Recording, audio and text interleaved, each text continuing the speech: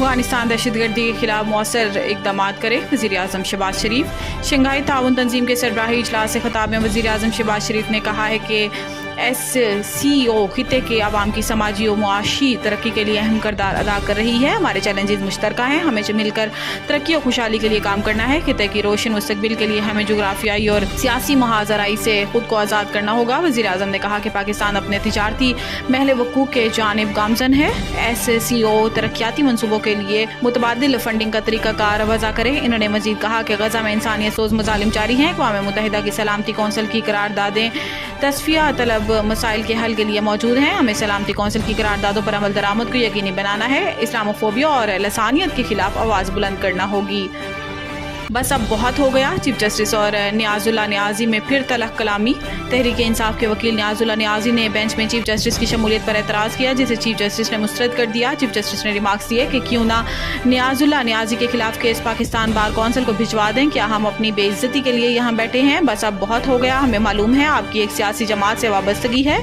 मुसलसल अदलिया की तज़हीक की इजाज़त नहीं देंगे। अदलिया की तज़हीक का सिलसिला बंद करें। चीफ जस्टिस ने कहा कि हमने जेल से वीडियो लिंक की सहूलत दी।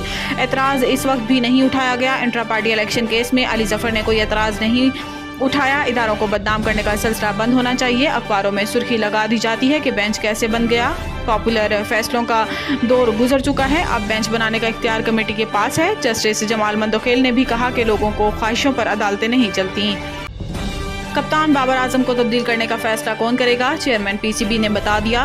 लाहौर में पाकिस्तान क्रिकेट बोर्ड की चेयरमैन मोहसिन नकवी ने मीडिया से गैर रस्मी गुफ्तगू करते हुए कहा कि लोग सर्जरी का पूछ रहे हैं, कभी कोई फैसला गुस्से में नहीं करते। जल्दबाजी के फैसले अक्सर नुकसानदेह होते हैं। इन्होंने बताया कि हेड कोच गैरी क्रिस्टन ने रिपोर्ट जमा करवा दी है। रिपोर्ट में इन्होंने वर्ल्ड कप में कारकर्दगी से मुतालिक तफसीली बताया है। हेड कोच गैरी क्रिस्टन और अजहर महमूद को बातचीत के लिए बुला लिया है। साबिक क्रिकेटर से राब्ते में हूँ, क्रिकेट की बेहतरी के लिए मशवरे लिए जा रहे हैं। इन साबिक क्रिकेटर्स के साथ राब्ते में हूँ जो क्रिकेट को बेहतर करना जानते हैं। वो साबिक क्रिकेटर्स मामलात देखेंगे जिनकी रोजी रोटी मुख्तलिफ TV चैनल्स पर बोलना नहीं है। चेयरमैन PCB ने बताया है कि कप्तान बाबर आजम को तब्दील करने से मुतालिक अभी कोई फैसला नहीं हुआ।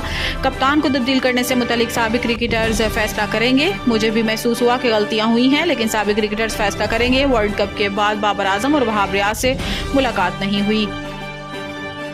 विफाकी काबीना ने बिजली की बुनियादी टैरिफ में इजाफे की मंजूरी दे दी। ज़राए के मुताबिक नेपरा ने बिजली की बुनियादी टैरिफ में 5.72 रुपये फी यूनिट इजाफे का फैसला हुकूमत को भिजवा दिया था। ज़राए का कहना है कि नेपरा की जानिब से बिजली की बुनियादी टैरिफ में इजाफे का फैसला माली साल 2024-25 के लिए और बिजली टैरिफ में इजाफे का इतलाक 1 जुलाई 2024 से करने का फैसला दिया गया था। ज़राए का बताना है कि नेपरा ने बिजली का औसत बुनियादी टैरिफ 29.78 से बढ़ाकर 35.50 रुपये फी यूनिट मंजूर किया था, जबकि विफाकी काबीना का फैसला यकसा टैरिफ के लिए नेपरा को भिजवाया जाएगा।